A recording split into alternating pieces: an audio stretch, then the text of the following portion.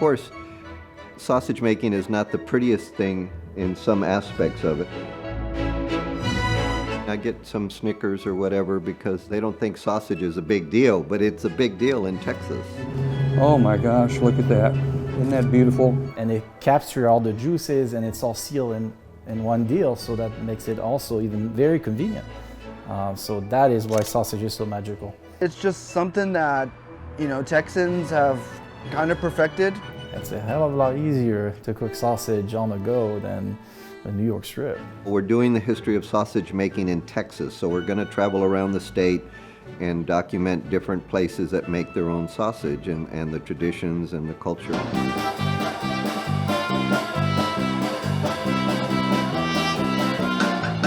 Where else do you have a 10-day celebration of sausage? I mean, at least here in New Braunfels, it's very important to us. I mean, it's a big piece of our history. You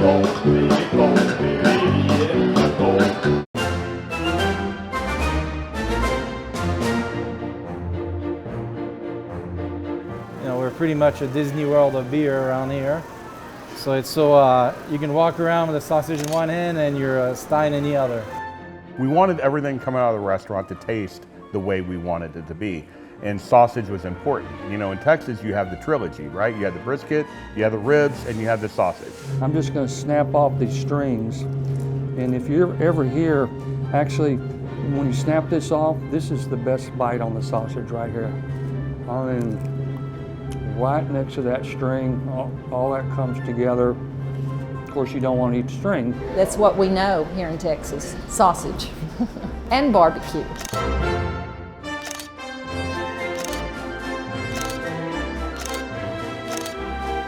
Texas has a very unique, very large growing chorizo culture that we embody today.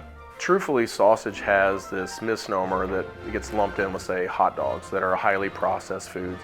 You know, chorizo is still very much artisan made, much like sausage. It's all made by hand. One of the things I learned that I didn't know about sausage is if you have a barbecue joint and you're cooking up all these briskets, you have all these trimmings that you have to get off the brisket before you put it in the smoker. And so guess what? They take all those trimmings and that's what they grind up to make sausage. And I didn't know that.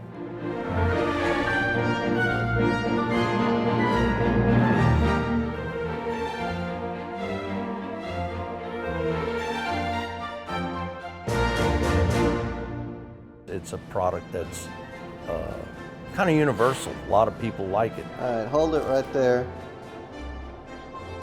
Now let me get a little closer up, hang on. Try not to look too serious. Good, good, that's perfect. Now stay like that, stay like that. One more. There's always one more. I owe you a six-pack if you owe me a coffee. I grew up making it, I'm sure my grandparents and so on and so forth. Most of the recipes were based on my dad's old recipe, and then we built on that recipe, but the other part is the quality of the ingredients going in. Yeah, you want the young, tough guys on the crank, you can tell. Hold it up high, son. There you go. Brings joy, brings a lot of pride to me that they want to be around their old dad to do it. You know, and I wanted to be around my grandpa and my dad to do it too, and so we're passing that on. And I hope one day, 50 years from now, he's carrying the same thing on with his grandkids.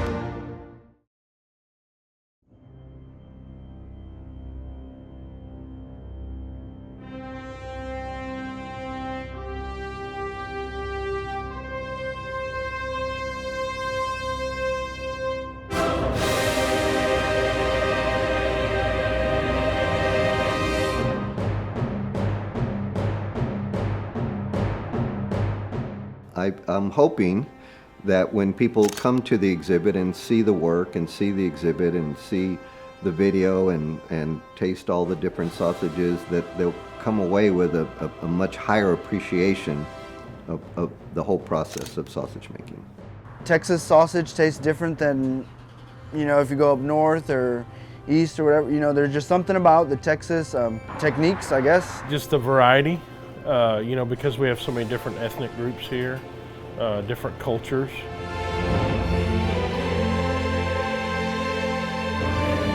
I can't speak to what they do up north because I'm certainly they do it wrong, but that's okay. Let them do it. I'll eat it. Bring it down, I'll eat it. I don't mind.